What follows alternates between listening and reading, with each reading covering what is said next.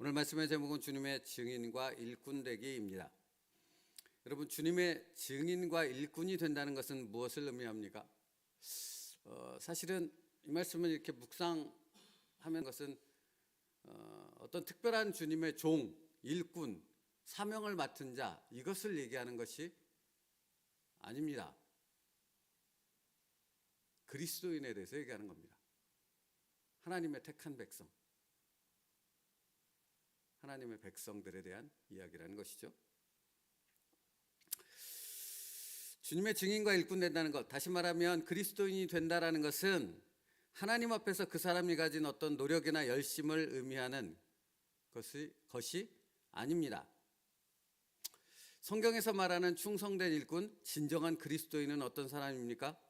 사람에게 초점을 맞춘 것이 아니라 하나님께 초점을 맞춘 사람이라는 의미입니다. 이것이 무엇을 의미합니까? 하나님께서 당신을 증인으로, 일꾼으로, 성도로 부르셨다는 확신 속에 산다는 의미입니다. 그러니까 여러분, 내가 자녀가 된 것은 나의 선택이 아닌 것이죠. 내가 구원받은 것은 나의 의도 아니고 나의 노력도 아니고 내가 어떤 수고를 통해 얻게 된 결과물이 아니라는 것이지 않습니까? 그럼 무엇입니까? 지명하여 부르셨다라는 겁니다.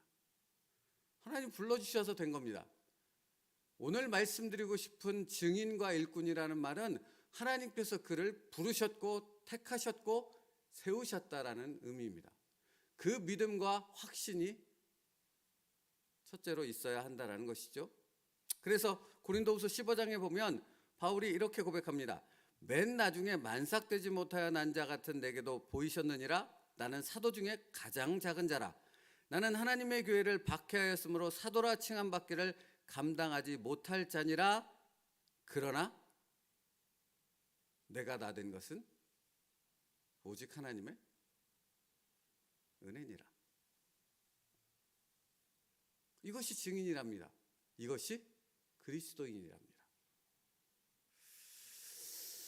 그러니까 자신이 청년 사울이었다가 사도 바울로 바뀌게 된 이유는 스스로의 선택이나 열심이나 노력 그 어떤 것이 아니라는 것이죠. 주님이 일방적으로 찾아와 주셨고 불러서 세워주셨고 지금의 나로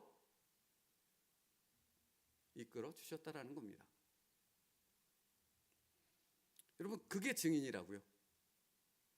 그러니까 사실 뭔가 열정을 내서 내가 이 일도 하고 저 일도 하고 저기 가서 복음도 전하고 저런 사역도 감당하고 엄청난 일을 할 거야. 엄청난 계획을 이룰 거야. 하나님이 기뻐하시는 이러한 일들을 이룰 거야. 이렇게 말하는 사람을 하나님이 찾거나 부르신 것이, 세우신 것이 아니라는 겁니다. 하나님이 나를 불러주셨구나. 하나님이 나를 세워주셨구나. 라는 그 믿음의 확신 가운데서 그 감격을 가지고 있는 자를 하나님은 쓰신다라는 겁니다. 그래서 두 번째로 이어지는 거예요. 그러므로 하나님의 증인과 일꾼이 됐다라는 말은 무엇입니까? 하나님의 도구가 됐다라는 말이에요. 도구는 뭡니까? 스스로 움직입니까? 이 컵이 스스로 움직입니까? 아니지 않습니까? 제가 움직일 때 이 컵은 움직여지는 거고 물을 마실 때 마셔지는 거고 저기 가서 설거지를 해야 되면 거기서 씻김을 받는 것이 이 컵은 도구로 쓰임 받는 것 아닙니까? 우리가 하나님의 도구라고요. 그러면 우리는 생각해 봐야 하지 않겠습니까? 내 뜻대로 움직여야 됩니까? 하나님의 뜻대로 움직여야 합니까? 그렇습니다. 그게 그리스도인이라고요. 내가 원하는 길을 가야 됩니까? 하나님께서 계획하신 길을 가야 됩니까? 그러면 나는 어제는 내가 계획한 내가 원하는 길을 가려고 했습니까? 아니면 주님께서 원하시는 그 길을 물으며 그 길을 가려고 힘쓰셨습니까? 챔버스 목사님의 말씀을 들어보십시오. 당신이 이기적인 존재가 될 때, 짜증과 섭섭함으로 가득 찰 때, 도덕적으로 무디고 영적으로 어두워질 때 당신 주변의 모든 사람이 고통을 당하게 됩니다. 그러니까 이 전제는 무엇을 의미하는 거예요? 그러니까 이기적인 존재, 짜증과 섭섭함, 그 다음에 도덕적으로 무디고 영적으로 어두워진 존재가 되어졌다라는 말은 제가 지금 말씀드렸던 첫 번째, 초점이 누구에게 맞춰져 있는 것입니까? 자기 자신, 자아에게 맡겨져 있는 것 아닙니까? 맞춰져 있는 것 아닙니까? 그러나 그 초점이 하나님께 맞춰져 있다면 이것이 바뀔 수밖에 없는 것이죠. 이것이 달라질 수밖에 없는 거지 않습니까? 그러니까 증인과 일꾼은 그 초점이 하나님께 맞춰져 있는 사람이라는 말입니다. 거기서부터 모든 것이 시작될 수 있다라는 것입니다. 챔버스 목사님의 계속된 얘기를 들어보십시오. 이때 당신은 질문합니다. 당신의 주변의 모든 사람들이 당신 때문에 고통을 당하게 됩니다. 이때 당신은 질문합니다. 뭐라고 질문하냐면 다른 사람까지 고려해야 한다는 이러한 기준을 누가 지킬 수 있다는 말입니까? 나 하나도 뭘 어떻게 하기 힘든데 다른 사람까지 내가 어떻게 해야 됩니까? 그들까지 전도해야 되고 그들까지 하나님의 은혜 가운데로 이끌어야 되고 그 다른 사람들을 세워간다는 게 말이 됩니까? 나조차도 해결이 안 되는데 뭐 이런 식의 갈등과 고민들을 가질 수 있다는 것 아닙니까? 그렇죠? 그리고 예수님이 제자들에게 얘기했던 것처럼 도대체 언제까지 참아야 됩니까? 한 사람이 나에게 죄를 범하였을 때, 나를 힘들게 했을 때 언제까지 참아야 됩니까? 주님의 답은 무엇입니까? 언제까지가 없다라는 겁니다. 그렇죠? 무한대라고 우리는 배우지 않았습니까? 말씀 속에서? 그러면 우리는 질문할 수 있지 않습니까? 도대체 어떻게 내가 저 사람에 대해서 그 잘못에 대해서 그 엄청난 일들에 대해서 무한대로 내가 참을 수 있습니까? 라는 질문이 당연히 여기 가운데 있지 않습니까? 저만인가요? 여러분 그렇지 않습니까? 근데 챔버스 목사님 뭐라고 대답합니까? 거기에 대한 답을 적어놓고 있어요 오늘. 오직 하나님으로 인해 그렇게 살 수 있습니다. 이게 답이라고 주님이 말씀하신 것과 똑같지 않습니까? 그죠? 너는 안 돼라는 거지 않습니까? 그럼 누구는 된다는 겁니까? 너를 지명하여 부르신, 너를 증인과 일꾼으로 세우신 하나님은 된다는 거지 않습니까? 그러면 무슨 말이 되는 겁니까? 나를 그 하나님께 도구로 내어 드리면 된다는 거지 않습니까? 그게 증인과 일꾼이라고요.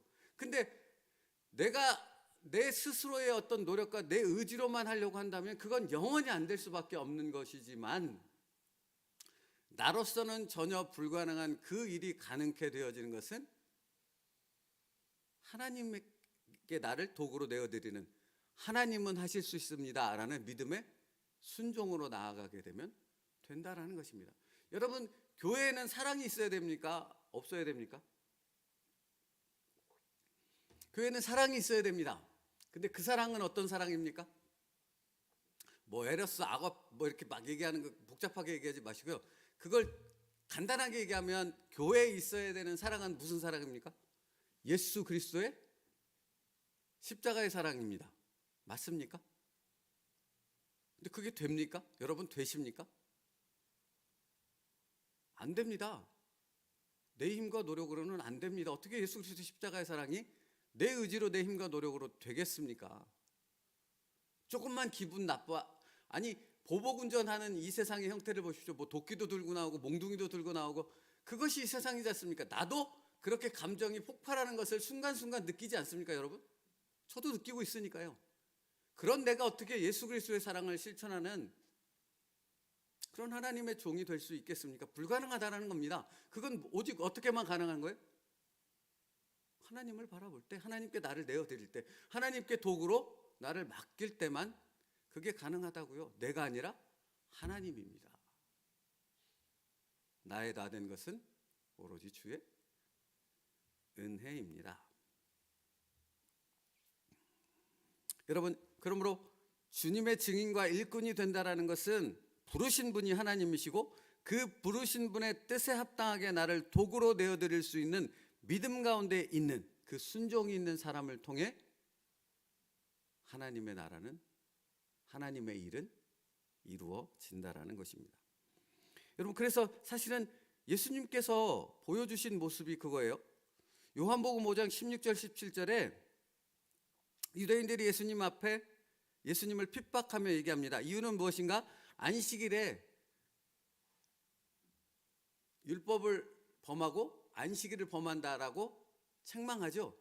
그때 요한복음 5장에서 예수님께 그들을 향해 뭐라고 대답하는지 아세요? 예수께서 저희에게 이르시되 내 아버지께서 이제까지 일하시니 나도 일한다. 이걸 다른 말로 표현하면 이런 말이지 않습니까? 내가 하는 게 아니라 아버지께서 나를 통해 일하신다라고 말하는 거지 않습니까?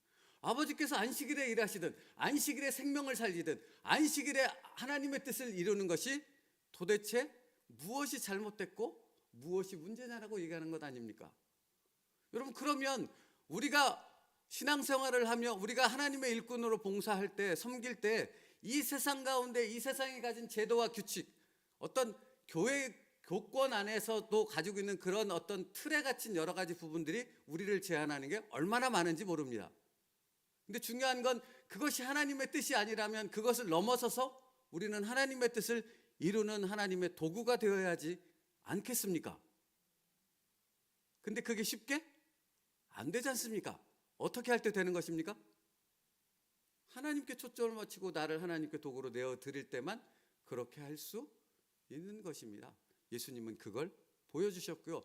그 최고의 절정은 겟세마네 동산의 기도이지 않습니까? 내 뜻대로 마옵시고 아버지의 뜻대로 되어지길 원하나이다. 초지일관 주님은 그렇게 하나님의 도구됨으로 당신을 내어드리는 삶을 살았고 그것이 바로 증인이며 제자라고 말씀하셨다라는 것입니다. 그러면 우리가 예수 그리스도의 제자라고 말한다면 우리 또한 그 삶을 살기 위해 몸부림쳐야 한다라는 것입니다. 무언가 틀에 갇히거나 자신에게 초점이 맞춰져 있어서 하나님의 뜻과 무관하여져서 아까 말씀드렸던 것처럼 짜증과 섭섭함, 이기적인 존재, 도덕적으로 무디고 영적으로 어두운 존재로서 오히려 다른 사람을 실족시키는 그런 존재로 살아가야 되는 것이 아니고 하나님의 도구로 온전히 나를 내어드릴 수 있는 예수님처럼 바울처럼 살아가는 존재가 되어야 한다는 것입니다. 그게 주님의 진정한 일꾼이며 증인이라 말하고 있는 것이죠. 다시 챔버스 목사님 말씀 들어보세요. 사도행전 1장 18절 말씀, 너희는 내 증인이 될지라.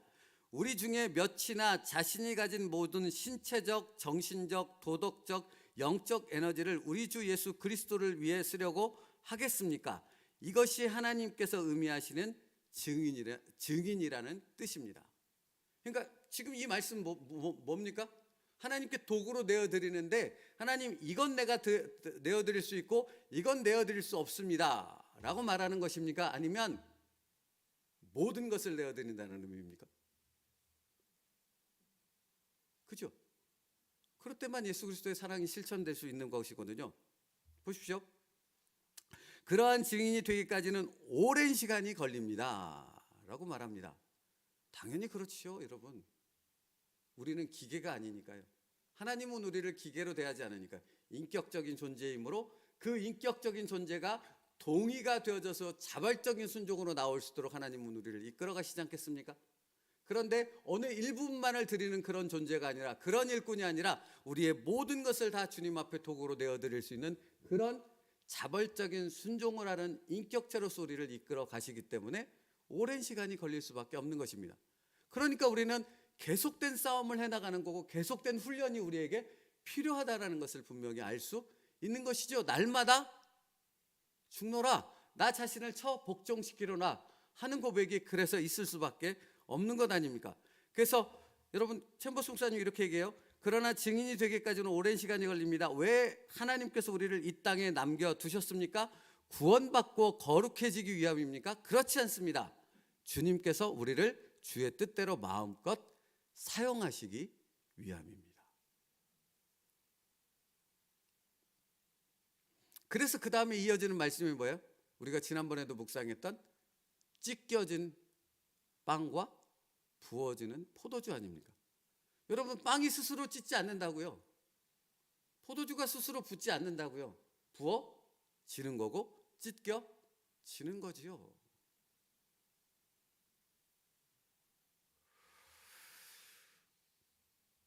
주님께서 우리를 주의 뜻대로 마음껏 사용하실 수 있도록 내어 드린다는 의미입니다. 그게 증인이고 그게 일꾼입니다. 그리고 그게 바로 저와 여러분인 줄 믿습니다.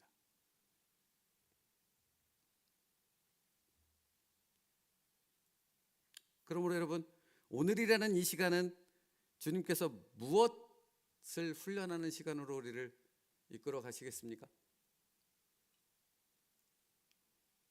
주님의 뜻대로 마음껏 사용하시는 도구가 되기 위한 훈련의 시간으로 오늘을 이끌어 가실 줄 믿습니다. 그러면 우리는 어떤 자세로 순종해야 하겠습니까? 예수님께서 우리에게 보여주신 그 모습으로 순종해야 할 줄 믿습니다. 말씀 마치겠습니다. 오늘 말씀의 제목은 주님의 증인과 일꾼이 된다는 것입니다. 그것이 무엇을 의미합니까? 첫째는 초점이 하나님께 있다는 것입니다. 부르신 분이 하나님이시라는 겁니다. 둘째는 무엇입니까? 그러므로 우리 모든 것을 그 하나님께 도구로 내어드릴 수 있느냐입니다. 여러분, 이것이 왜 중요합니까? 샘버스 목사님의 말에 의하면 내가 주님의 도구로 나의 모든 것을 내어드릴 때 주님은 그 나를 통해서 복음의 역사가 일어나는 놀라운 구원의 역사를 이루시겠지만, 내가 나를 도구로 내어드리지 못하는 내 가정이든 그게 교회든 나 혼자 살아가는 그 삶이든 어떤 순간이든 내가 무언가 제한하에서 나 스스로 하나님께 도구로 내어드리지 못하는 그 거절이 있게 되어졌을 때 나는 어떤 존재가 됩니까? 복음을 가로막는 장애물밖에는 되어지지 않는다라는 것입니다. 두 가지뿐입니다. 다른 길은 없습니다. 여러분, 그러므로 오늘 진정 주님이 기뻐하시는 종과 일꾼이 될 수 있기를 축복합니다. 그건 다른 것이 아닙니다. 내 뜻을 내려놓고 주님의 뜻을 받아 나를 도구로 내어 드리는 것입니다. 그게 전부입니다. 그거면 족합니다. 그리고 그것을 계속해서 훈련해 나가는 시간이 오늘이라는 우리의 삶의 시간인 줄 믿습니다. 오늘 그 시간을 주님께 내어드릴 수 있는 결단이 우리에게 있기를 축복합니다. 기도하겠습니다. 살아계신 하나님, 감사합니다. 우리를 주님의 종과 일꾼으로 불러주셨습니다. 그러므로 우리 자신의 모든 것들을 주님 앞에 도구로 내어드릴 수 있는 순종이 있게 하옵소서. 우리를 통하여 구원의 복음의 역사가 일어나는 놀라운 성령님의 역사를 보는 우리들의 삶 되도록 축복하여 주시옵소서. 예수님의 이름으로 기도 올리옵나이다. 아멘.